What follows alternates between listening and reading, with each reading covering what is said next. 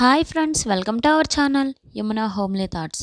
ఈరోజు మన ఛానల్లో వీడియో ఏంటంటే పొటాటో రైస్ ఎలా చేయాలో ఈ వీడియోలో చెప్పాలనుకుంటున్నాను ఫ్రెండ్స్. వీడియో స్కిప్ చేయకుండా చివరి వరకు చూడండి. ఇది చాలా ఈజీగా చేసుకోవచ్చండి. అలాగే పిల్లల లంచ్ బాక్స్ పెట్టుకోవడానికి కూడా చాలా బాగుంటుంది. ముందుగా 2 మీడియం సైజ్ బంగాళదుంపల్ని ఇలా చిన్న చిన్న ముక్కలుగా కట్ చేసి పక్కన పెట్టుకోవాలి. వాటర్ వేసి పెట్టుకోవాలండి. మామూలు కట్ చేసి పక్కన పెట్టేస్తే బ్లాక్గా అయిపోతాయి.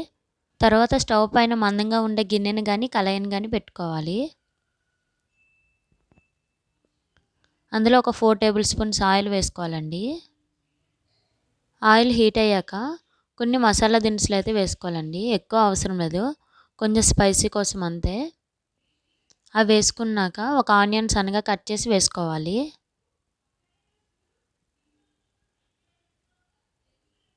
ఇవి కొద్దిసేపు వేయించుకున్నాక ఒక 2 పచ్చిమిర్చి కట్ చేసి వేసుకోవాలి. ఈ ఆలు రైస్ చాలా తక్కువ టైంలో ప్రిపేర్ చేసేసుకోవచ్చు. అలాగే ఇందులో కొంచెం కరివేపాకు వేసుకోవాలండి.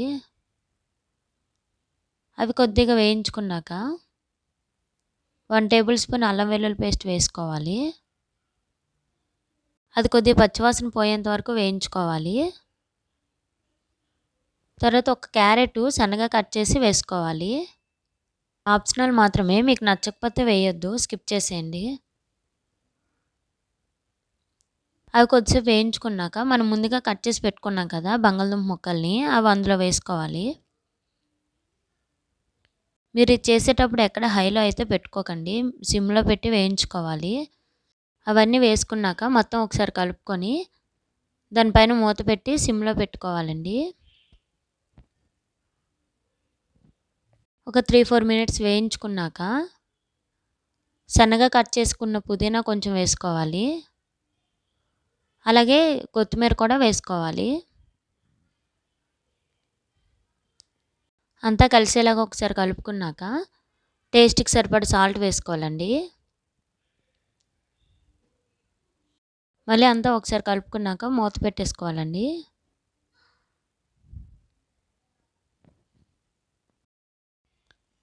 ఒక 5 మినిట్స్ తర్వాత మూత తీసి అందులో 1/2 టేబుల్ స్పూన్ పసుపు, 1 టేబుల్ స్పూన్ కారం వేసుకోవాలండి.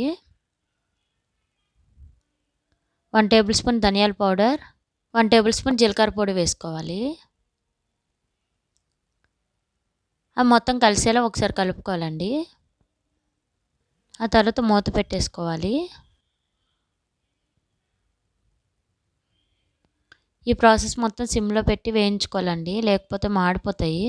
ఆ మసాలాలన్నీ ఒక 2 or 3 మినిట్స్ వేయించుకున్నాక మనం ముందుగా ఉడికించి పెట్టుకున్న వైట్ రైస్ని అందులో వేసుకోవాలి. ఆ రైస్ ఎంత పొడి పొడిగా ఉంటే మనకి ఈ ఆలుగడ్డ రైస్ అంత బాగుంటుందండి. మనం ఎంత చేయాలనుకుంటున్నామో అంత రైస్ అందులో వేసుకున్నాక మొత్తం ఒకసారి కలుపుకోవాలి. మనం తీసుకునే రైస్ కొంచెం మెత్తగా ఉంటే మనం ఇదంతా కలిపేటప్పుడు అది ఇంకొంచెం మెత్తగా అయిపోతుందండి. అందుకే పొడి పొడిగా తీసుకుంటే బాగుంటుంది. అంతా ఒకసారి కలుపుకున్నాక నిమ్మకాయ తీసుకొని అందులో 1/2 ముక్క వేసుకోవాలండి. ఆ రసం మొత్తం వేసుకున్నాక ఇంకోసారి అంతా కలుపుకోవాలి. సాల్ట్ చెక్ చేసుకొని సరిపోకపోతే వేసి మొత్తం ఒకసారి కలుపుకోవాలి. లాస్ట్లో కొంచెం కొత్తిమీర వేసి మొత్తం ఒకసారి కలుపుకోవాలి. ఈ ఆలు రైస్ చాలా అంటే చాలా టేస్టీగా ఉంటుందండి. ముఖ్యంగా లంచ్ బాక్సులు పిల్లలు బాగా ఇష్టంగా తింటారు. మీరు ఒకసారి ఇంట్లో ట్రై చేసి ఎలా ఉందో నాకు కామెంట్ రూపంలో తెలియజేయండి ఫ్రెండ్స్. ఈ వీడియో మీకు నచ్చితే లైక్ చేయండి, షేర్ చేయండి, మన ఛానల్ సబ్స్క్రైబ్ చేసుకోండి. Thank you for watching.